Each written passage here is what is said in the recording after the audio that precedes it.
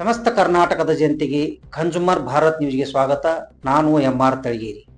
ವೀಕ್ಷಕರೇ, ವಿಜಯಪುರ ಜಿಲ್ಲೆಯ ಬಸವನ ಬಾಗೇವಾಡಿ ನಗರದಲ್ಲಿ ರಸ್ತೆ ಸುರಕ್ಷಾ ಜಾಗೃತಿ ಅಭಿಯಾನ 2026.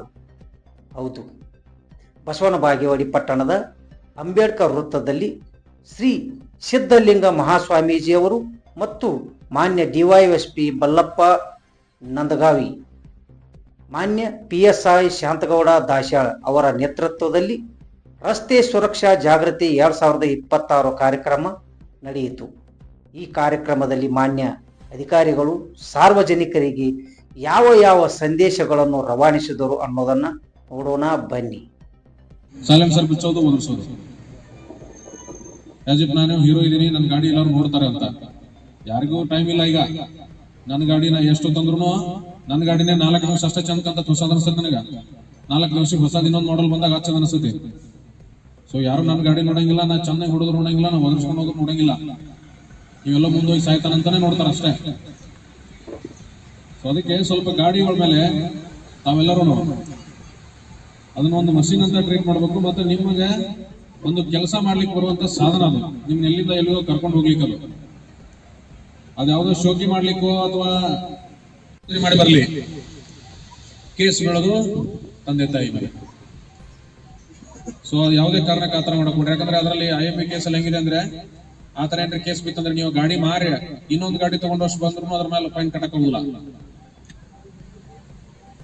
ಸೊ ಅದ್ರ ಸಲುವಾಗಿ ಸ್ವಲ್ಪ ಆದಷ್ಟು ನಮ್ಮ ಬಸವನ ಬಾಗೇವಾಡಿ ಜನರು ಜಾಸ್ತಿ ರೂಲ್ಸ್ ಅನ್ನ ಫಾಲೋ ಮಾಡ್ರಿ. ಟ್ರಾಫಿಕ್ ರೂಲ್ಸ್ ಫಾಲೋ ಮಾಡ್ರಿ. ಫೈನ್ ಹಾಕೋದು ಬಳತಲ್ಲ, ಅಥವಾ ಪೊಲೀಸರು ಅಲ್ಲೇನೋ ಫೈನ್ ಹಾಕ್ತಾ ಇದಾರಂತ ರೂಲ್ಸ್ ಫಾಲೋ ಮಾಡೋದು ಬೇಡ. ಇದು ಫೈನ್ ಎದಕ್ಕಂದ್ರೆ ಮುಂದೊಂದು ದಿವಸ ಇದನ್ನ ಕಂಟಿನ್ಯೂಸ್ ಈ ತರ ಒಂದು ಎನ್ಫೋರ್ಸ್ಮೆಂಟ್ ಮಾಡಿದ್ರೆ ಮುಂದೊಂದು ದಿವಸ ನಮ್ ಎಲ್ಲಾ ಜನರು ಎಲ್ಲ ರೂಲ್ಸ್ ಫಾಲೋ ಮಾಡಕತ್ತಿದ್ರೆ ಅವಾಗ ಈ ರೂಲ್ಸ್ ಫೈನ್ ಹಾಕೋದು ಹೋಗ್ಬಿಡ್ತೈತಿ. ಬಟ್ ನಾವು ಮಾಡ್ತಾ ಇಲ್ಲ, ಅದಕ್ಕಿಂತ ಕಂಟಿನ್ಯೂ ಆಗ್ತಾ ಇದೆ. ಸೊ ಅದು ಮತ್ತು 2021 ಮತ್ತು 2022ರಲ್ಲಿ ಕೋವಿಡ್ ಬಂದಿತ್ತಲ್ಲ, ಅದ್ರಲ್ಲಿ ಇಡೀ ನಮ್ಮ ದೇಶದಲ್ಲಿ ಸತ್ತವರ ಸಂಖ್ಯೆ ಒಂದು 4 ಲಕ್ಷ 4.5 ಲಕ್ಷ. ಬಟ್ ಪ್ರತಿ ವರ್ಷ ರೋಡ್ ಆಕ್ಸಿಡೆಂಟ್ ಅಲ್ಲಿ ಸಾಯ್ತಾ ಇರೋರು 1,60,000 1,50,000. ಬಟ್ ಅದು ಯಾರಿಗೂ ನೋಟಿಸ್ ಆಗ್ತಾ ಇಲ್ಲ. ಕೋವಿಡ್ ದಲ್ಲಿ ಅಷ್ಟು ಜನ ಸತ್ರು ಅಂತ ನಾವೆಲ್ಲರಿಗೂ ಮಾತಾಡ್ತೀವಿ. ಬಟ್ ಪ್ರತಿ ವರ್ಷ ಆಕ್ಸಿಡೆಂಟ್ ಅಲ್ಲಿ ಸಾಯ್ತಾ ಇದ್ದಾರೆ. ಅದರಲ್ಲೂ ಆಕ್ಸಿಡೆಂಟ್ ಮೇಜರ್ಲಿ ಇದರ ಸಲುವಾಗಿ ಸಾಯ್ತಾ ಇದ್ದಾರೆ. ಒಂದು, ಡ್ರಿಂಕ್ಸ್ ಮಾಡಿ ಡ್ರೈವ್ ಮಾಡೋದು. ನಾರ್ಮಲ್ ಆಗಿ ಒಂದು ನನ್ನ ಮಗ ನನ್ನ ಮಾತು ಕೇಳಂಗಿಲ್ಲ, ನಾವು ನಮ್ಮ ತಂದೆ ಮಾತು ಕೇಳಂಗಿಲ್ಲ ಅಂತಂದ್ರೆ ಅವನ್ ಮಷಿನ್ ನಮ್ಮ ಮಾತು ಕೇಳತ್ತಾ? ಮತ್ ಹಂಗಿದ್ದಾಗ ಕುಡಿದು ಅನ್ಕಂಟ್ರೋಲ್ ಇದ್ರೆ ನಮ್ಮ ಮಾತು ಎಲ್ಲಿ ಕೇಳ್ತಕ್ಕದು?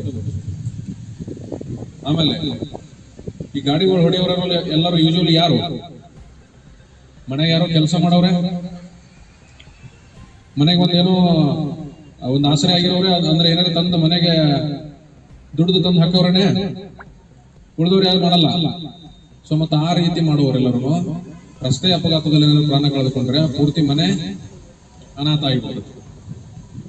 ಎರಡನೇದು ಮೇಜರ್ ಕನ್ಸರ್ನ್ಸ್, ಇತ್ತೀಚಿನ ಕಾಲದಲ್ಲಿ ಮೇಜರ್ ಕನ್ಸರ್ನ್ಸ್ ಇದೆ.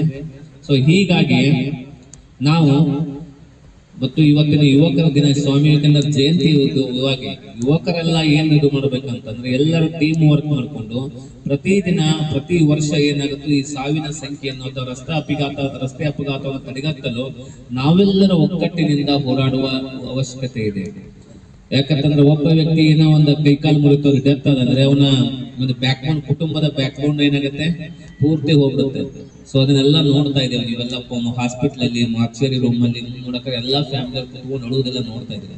ನಮ್ಮಲ್ಲಿ ಹಲವಾರು ಸ್ಪೀಡ್ ಬೋರ್ಡ್ ಒಂದೆರಡು ಹುಡುಗರು ಸ್ಪಾಟ್ ಇದು ಅದು ಪೂರ್ತಿ ಸುಮ್ನೆ ಅನಾವಶ್ಯಕವೆಲ್ಲ ಸ್ಪೀಡ್. ಇವೆಲ್ಲ ಕಾರಣದಿಂದ ನಾವೆಲ್ಲ ಸೇರ್ಕೊಂಡು ಇವತ್ತೊಂದು ಬೈಕ್ ರ್ಯಾಲಿ ಮಾಡೋದ್ರ ಮೂಲಕ ಎಲ್ಲರಿಗೆ ಒಂದು ಸಂದೇಶ ನೀಡಬೇಕು. ಏನಂತ, ರಸ್ತೆಯ ಸಂಚಾರ ನಿಯಮಗಳನ್ನ ಪಾಲನೆ ಮಾಡಬೇಕು.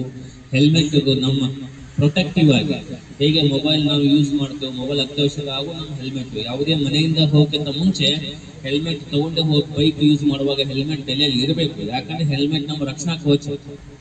ನಾವು ಉಳಿದ್ರೆ ನಮ್ಮ ಮುಂದಿನ ನಮ್ಮ ಕುಟುಂಬ ಉಳಿದಂತೆ, ಅಥವಾ ನಾನಿದ್ರೆ ಮುಂದಿದ್ದೆಲ್ಲ ಇದ್ದಂತೆ. ನಾನೇ ಇಲ್ಲದೆ ಇದ್ರೆ ನನಗೆ ಏನಾಗಿದ್ರೆ ಎಲ್ಲ ನಾ ಏನ್ ಮಾಡ್ತೀನಿ ಗಳಿಸ್ತೀನಿ ಇದು ಮಾಡ್ತೀನಿ ಎಲ್ಲ ನಶ್ವರ.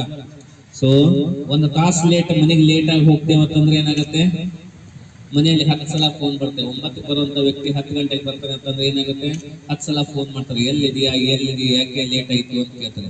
ಸೊ ಪರ್ಮನೆಂಟ್ ನೀವು ಇಲ್ಲ ಅಂತಂದ್ರೆ ಯಾಕೆ ಇದು ಮೇಜರ್ ಅಂತಂದ್ರೆ ಸಾವಿನ ಸಂಖ್ಯೆ ಜಾಸ್ತಿ ಆಗುದೇ ಹೆಡ್ ಇಂಜುರಿಯಿಂದ.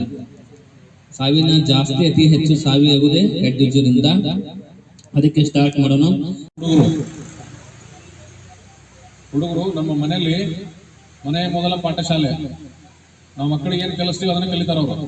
ಟೀಚರ್ ಕಲಿಸ್ತಾರೋ ಅದು ಸ್ಕೂಲಲ್ಲಿರೋ ಅಕಾಡೆಮಿಕ್ಸ್, ಬಟ್ ನೀತಿ ಪಾಠ, ರೂಲ್ಸ್ ಫಾಲೋ ಮಾಡೋದು ಇದೆಲ್ಲ ಪ್ರತಿಯೊಂದು ಯಾರು ಕಲಿಸ್ಕೊಡ್ಬೇಕು? ಮನೆಗೆ ತಂದೆ ತಾಯಿಗಳು ಕಲಿಸ್ಕೊಡ್ಬೇಕು. ನಾನೇ ಮೊದಲು ಅದನ್ನೆಲ್ಲ ಮಾಡಿದೆ ಅಂದ್ರೆ ನನ್ನ ಮಕ್ಕಳೇನ್ ಕಲಿತಾರೆ? ಕೆಲವೊಂದ್ಸಲ ನೀವು ಗಾಡಿಗಳನ್ನ ಲೈಸೆನ್ಸ್ ಇರಲ್ಲ, DL ಇರಲ್ಲ, ಏನು ಇರಲ್ಲ ಅಂತದೆಲ್ಲ ಯೂಸ್ ಮಾಡ್ತೀರಿ. ಕೆಲವೊಂದ್ಸಲ ಇನ್ನೊಂದು ಹೇಳ್ತೀನಿ, ಅದೊಂದು ಈಗ ನಮ್ಮಲ್ಲಿ ಒಂದು 2-3 ಆ ಥರ ಕೇಸ್ಗಳಾಗಿದ್ದಾವೆ. ಏನಾರೆ ನೀವು ಯಾರ್ದಾರೆ ಗಾಡಿ ತಗೊಂತ ಇದ್ದೀರಿ ಸೆಕೆಂಡ್ ಹ್ಯಾಂಡ್, ನೀವು ಆ ಗಾಡಿ ಸೆಕೆಂಡ್ ಹ್ಯಾಂಡ್ ತಗೊಂಡಾಗ ತೊಂದರೆ ಇಲ್ಲ, ಬಟ್ ನೀವ್ ಯಾರಿಗಾರ ಮಾರಿದ್ರಂದ್ರ ಆ ಪೇಪರ್ಸ್ ಅವನ ಹತ್ರ ಹೋಗಿ ರಿಜಿಸ್ಟ್ರೇಷನ್ ಅವನ ಹೆಸರಲ್ಲಿ ಆಗೋ ತನಕ ಆ ಗಾಡಿ ಅದರಿಂದ ಏನಾರ ಆಯ್ತಂದ್ರೆ ಅದು ನಿನ್ ಮೇಲೆ ಬರ್ತದೆ. ಯಾಕಂದ್ರೆ ಅವ ಓನರ್ಶಿಪ್ ತಗೊಳ್ಳೋ ತನಕ ಆ ಗಾಡಿ ಓನರ್ ನೀನು. ಅವ ಏನಾರ ಅದ್ರಾಗ ಎಲ್ಲೋ ಹೋಗಿ ಕಳ್ತನ ಮಾಡಿದ, ಎಲ್ಲೋ ಹೋಗಿ ಏನೋ ಮಾಡಿದ, ಯಾವ್ದೋ ಕೇಸಲ್ಲಿ ಸಿಕ್ಕೊಂಡ್ರು ನೀವ್ ಯಾರಿಗಿದ್ರಲ್ಲ ನಿಜವಾದ ಓನರು ನಿಮ್ಮ ಮೇಲೆ ಬರ್ತದೆ. ಅದೇ ರೀತಿ ತಗೊಂಡಾಗೂ ಸಹ ಇನ್ ಕೇಸ್ ಏನಾರು ಕೆಲವೊಂದ್ಸಲ ಮಾಡ್ತಾರೆ ಇದನ್ನ. ನೋಡಿದ್ರಲ್ಲ ವೀಕ್ಷಕರೇ, ಇದಿಷ್ಟು ಮಾಹಿತಿ ಅಧಿಕಾರಿಗಳಿಂದ. ನಗರದ ವಿವಿಧ ರಸ್ತೆಗಳ ಮೂಲಕ ಹೆಲ್ಮೆಟ್ ಧರಿಸಿ ಅಧಿಕಾರಿಗಳು ಸಾರ್ವಜನಿಕರಿಗೆ ಜಾಗೃತಿಯನ್ನು ಮೂಡಿಸಿದರು. Bureau report, MR Talageri, consumer Bharat news, Bagalkot.